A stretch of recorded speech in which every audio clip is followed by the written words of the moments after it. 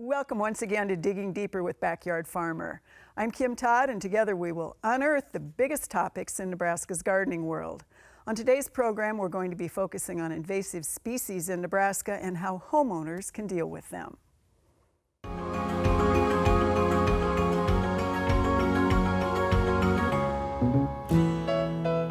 We have several plants in Nebraska, animals, mollusks, all sorts of things, and insects that can cause problems when they get over-aggressive. The worst of those are so invasive that we really have to deal with them immediately. So here to discuss invasive species, we have Mitch Coffin from the Department of Ag. We have Allison Zock, and she has this interesting title that has everything to do with invasive species, and I'm going to let you just chime right in on that if you need to, Allison.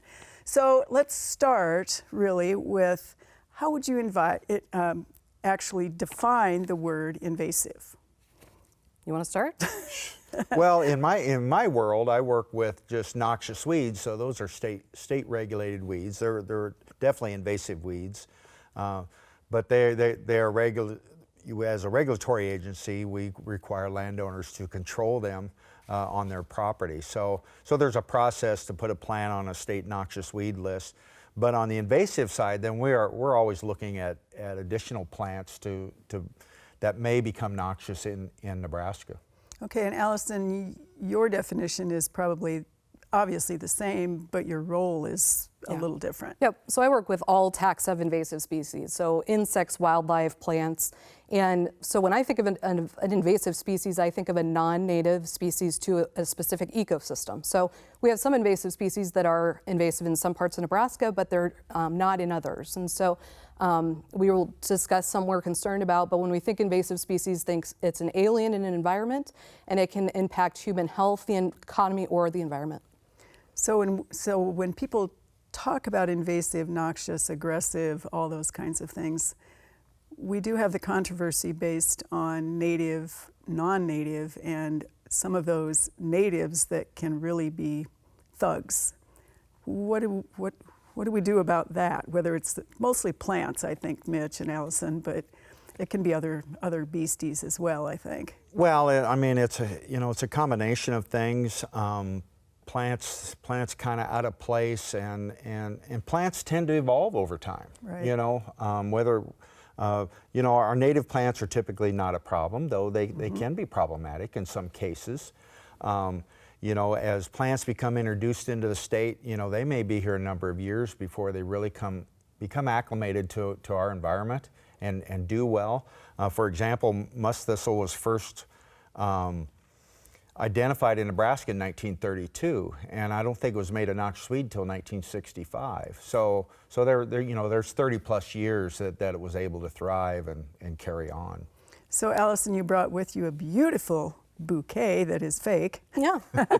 And all invasive. These are all correct? Invasive plants, and these are plastic models that the University of Montana created for us, so I can take them around legally. Some of these are noxious weeds, so by law you can't plant them or move them, and so it's a nice way for us to do that. But one thing is they're beautiful, and so when I take these around, people look at these and say these are beautiful. And one reason we have brought plants from other parts of the world that have become invasive is because they aren't native in certain ecosystems, so they can outcompete our natives, but they're very pretty. And so that is sometimes in the nursery trade and what we choose to plant that we actually bring these things over. Okay, so what are the most troubling noxious or obnoxious or almost noxious, either plants or animals or insects right now?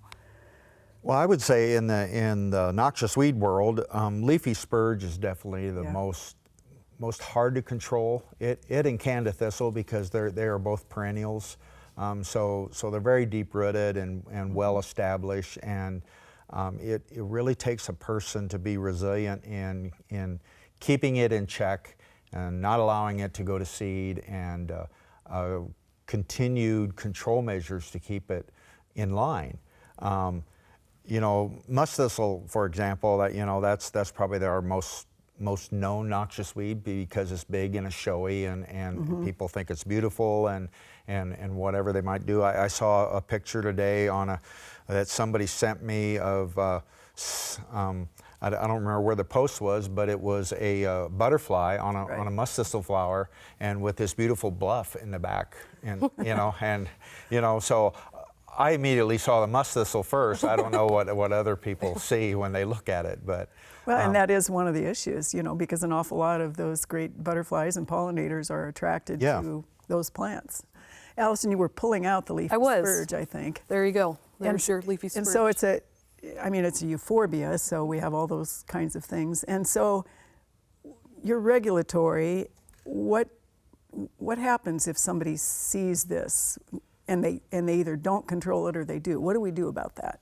Well, the Noxious Weed Control Act requires the landowners to control noxious weeds growing on their property. So, and I want to say the majority of our landowners do an excellent job controlling noxious weeds. It's just the small percentage that really cause the problem. So county, there's county noxious weed control programs, and they regulate those people, and they can actually take force control action against those landowners to control their noxious weeds for them. I always say I could care less if somebody wants to grow weeds on their property. That doesn't bother me. But the problem is these weeds, they don't know any boundaries or borders. Right. They don't respect fences or roads, and they just go wherever they want. So I always say that we're trying to protect someone's neighbor from getting their noxious weeds. Right. So a part of that then, Allison, is how do people report a sighting? And Invasive Species Council, of course, is a piece of that. But how do they report it, and then what happens? So I do have a website, anyinvasives.com, that is open to the public, and there is a reporting tool on there. So you can take a picture and upload it, or just describe it, and we will contact you. And pictures are helpful, but either way, we'll get into contact with you, whether it be an invasive species you find on our website or something you have a question on. Either one you can report there. Backyard farming you can report as well. But those are two good reporting tools. And also you can learn more information on these invasive species and more on that website. Okay, and so for homeowners, there are a couple that we were talking about off air that you're still finding. What would those be? Go right ahead and talk about them. Purple loosestrife is the first one that comes to my mind, and it was sold as an ornamental. It's a beautiful plant, but we just found that it really causes problems in wetlands and is really aggressive. So this was a tough plant to put on the noxious weed list because so many homeowners had it, and time people would say, well, it's such a beautiful plant, and it doesn't spread in my yard. This plant needs a lot of water to reseed. A large purple loosestrife plant is capable of producing over 2.5 million seeds. Oh my goodness. So all those seeds go downstream somewhere, and that's where they're a problem. Wetlands, river systems. So yes, this has been a noxious weed since 2001, and there's still reports of it in gardens. And it's an awareness thing. A lot of people just don't know. Right. They don't know plants or insects or animals, so again, to be able to take a picture if somebody thinks about it or wonders, to send it and say, gosh, what is this? Right. So, and the other thing you can do, of course, our great audience, is spread that word on social media, Facebook, watch this show on Digging Deeper, and then we will give you all that good information, and you can spread that word. So let's talk a little bit, Allison, about beasties, what is on the horizon here, because that's, of course, always trouble. So one species I'm concerned about is the Asian Longhorn beetle. This is a large beetle. We've only found it in Massachusetts, New York, and Ohio, but it gets around on firewood. And we like to move around products, wood products, furniture, that kind of thing. And so we do see this from time to time. So we're very concerned about it because it will kill maple trees, elm trees, birch trees, ash, so quite a variety of trees, horse chestnut. It creates dime-sized round holes. It's a good news. So it's very large, and it does create circular holes that are distinctive. And so if we ever did get this in Nebraska, hopefully we'd be able to catch it early. Unlike the emerald ash borer that's pretty tiny, you could actually see this guy on a tree. So we want to hear if you ever see this. Hopefully we never have to talk about it. Another concern is that the larva attacks the heartwood of the tree. So that will actually make your tree not stable, and it could fall over on your car or your house. So that's another reason that we really don't want this bug, and hopefully we will never see it, but we want to get your eyes out there to look for it. Another invasive species that I wanted to mention that I work a lot with are zebra mussels. And zebra mussels are about the size of your thumb, and they're like clams. They have 2 hard shells, and they filter feed. And I brought here a shoe that was in a lake with quagga mussels that they left specifically in the lake to cover it for you. So after 6 months, this is completely covered in thousands of mussels. And then this is a rope from Offutt Air Force Base in Bellevue, Nebraska, I put there to show you that they'll attach to anything. So if you go boating or angling, please clean your boat and your fishing gear between water bodies. These guys can live out of water for up to 2 weeks, and their larvae is invisible and can live in residual water in your live wells or engines. Even if you're not a boater or a angler, you're still going to want to be concerned about these because they clog pipes. And so if you get these in a water body that they use for power or irrigation, these guys will clog pipes. So zebra mussels, you can learn more on our website if you have questions. Now, we don't have a lot of zebra mussels don't. in Nebraska, correct? Correct. We only have 4 water bodies with zebra mussels versus Kansas has 30. And so we're doing a lot with the Game and Parks through watercraft inspections, also doing a lot of outreach. And so we found that 98% of boaters are clean, draining, and drying between water bodies. So a lot of people are doing the right thing. And that's the only thing we can do as prevention for now. We have no cure if they are in an open water system at this time. So our viewers might think, well, what does this have to do with backyard gardens or anything like that? Well, obviously, I mean, I have a boat. I go boating. A lot of people do. We love the lakes, and they are so dinky, and they can attach so easily. And it's really that way with almost everything that we talk about that's invasive. It's small, it does its thing, and then people don't really realize that it's there until it's a problem. Exactly. And just like plants, you know, Right. they have seeds, and they're small seeds, and they, you know, and they're carried by waterfowl and mud on your shoes and just Your dog's anything. coat. Yeah, dog's coat. I mean, some of them stick to animals and stuff, so they're easily spread that way. So let's talk a little bit about any plant that has now become resistant and is now invasive. Are there plants that we're really concerned about that have become resistant to any sort of control?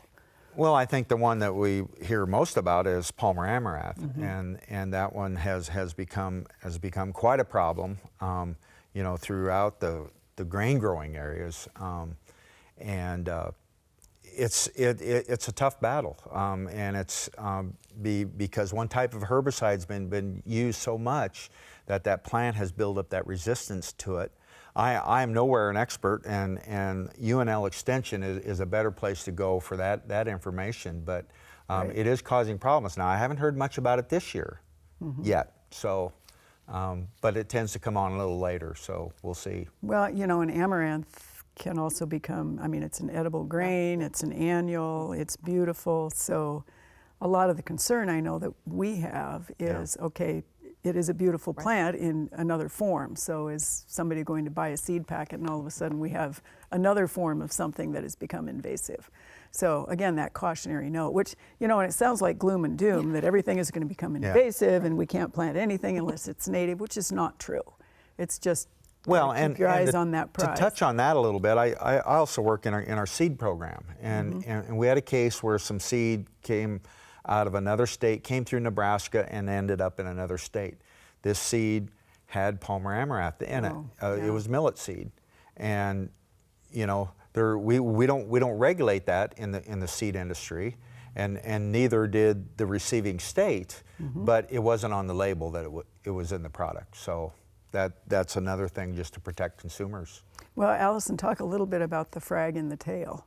The frag in the tail. Of the rooster, the frag. Oh, okay. So on the Invasive Species Council, it's a council that we have in Nebraska, formed by law, and we have representatives of natural resource agencies and also the public. And one of those people works for the APHIS program, and she actually goes from store to store to find invasive species that are being sold illegally. And one of the things she found in a craft store, or actually I think it was in like a home goods store, was a rooster made out of Phragmites. And so the tail was actually Phragmites full of seed that was from Asia, and so that was here legally. And so often she will just come across that in stores. And so we actually at the Lancaster Weed Control Association have that rooster, and so we take it to shows with us to show just like these things, interesting things that we can talk to people about, because invasive species can be found all over.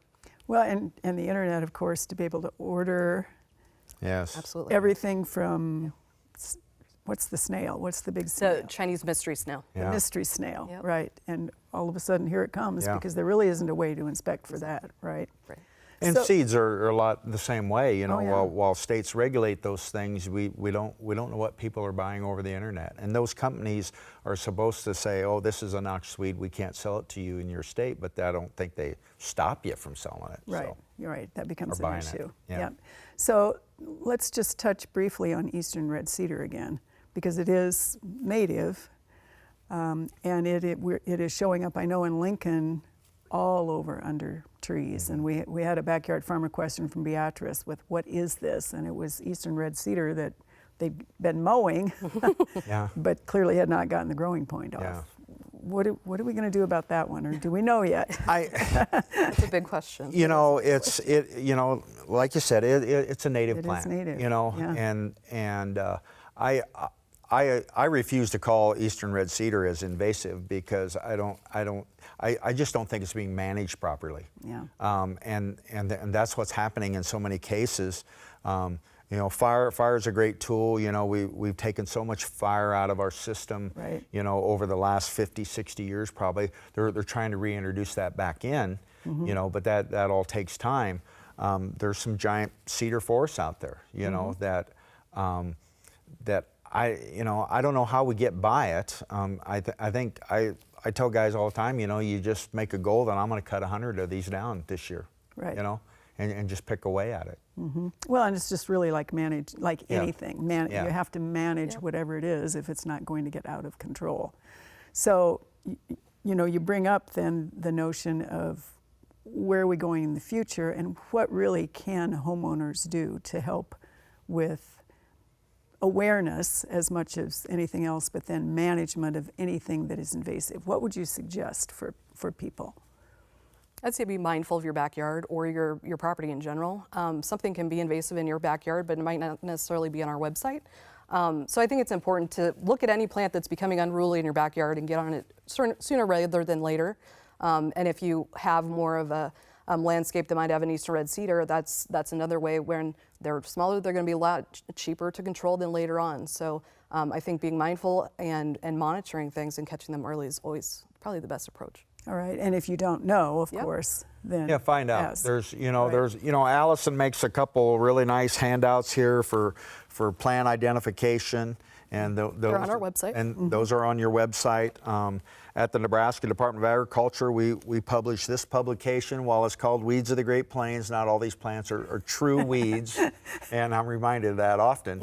But this is a great publication that we mail out every day of the week, and it goes all over the United States, and it's a great tool. And so any of these things, and you know, there's lots of tools in the noxious weed program. Every county has a noxious weed program, you know, so they have a local person that they can work with and talk to and find information. Well, and you referenced extension. Extension. Extension offices. And I know that, you know, Allison, you had your next worst beast. Well, people should, when they send a picture, Yes. and we say this on Backyard Farmer too, you've got to give us a clear one. Yep. Yeah. And ideally, you will give us something that is a sense of scale, because we're still getting, is this green bug, emerald ash borer? No, it's not. It's a green June beetle, or right now it's a Japanese beetle consuming all of Lincoln. Certainly Omaha's already gone. There's probably not a plant left in Omaha. But make sure, you know, if you're going to try to find out something for our homeowners, that they give you the best information possible, whether it's Department of Ag or it's you, Allison, in Invasive Species. It's amazing. We're IDing plants off of pictures more all the time. Yeah, we are. We'll have a booth at the state fair. People used to bring a weed to our booth at the state fair. I can't imagine you'd walk around the state fair carrying a weed all day to bring it by the booth, but they did. And Spreading now the seed of that noxious now what weed. I've noticed the last few years is everybody brings it on their phone. Oh, I know. You know, they're Yeah. getting their phone out and they're finding the picture. Yeah. And That's you're okay. right. That's Yeah. a great tool. Get close-ups and Right. and a lot of times we can figure stuff out. Yeah. So, and Allison, we, you know, they could bring you a beastie. Sure. Or they could bring extension. Sure. Some sort of a, you know, as long as it's In a Ziploc or right. Yeah. Exactly. All right. So, Tell us one more time what the website is, Allison, for invasive species, so that people can actually go to that one and tell us the links, and we'll make sure we get that up for our Facebook viewers. Please visit neinvasives.com. Yep. It's the Nebraska Invasive Species Program's website. Perfect. And we will get back to you in one form or another, and we'll make sure that we don't bother you too much, Mitch, unless we have to. Well, that's okay. That's just what I'm supposed to do. So. That's right. All right. Well, thanks to both of you. That really is all the time we have for Digging Deeper with Backyard Farmer. You can watch a new Digging Deeper on Facebook every Sunday night at 6:30 p.m. Central. Do not miss Backyard Farmer live every Thursday at 7 p.m. Central on NET. Thanks for Digging Deeper with Backyard Farmer.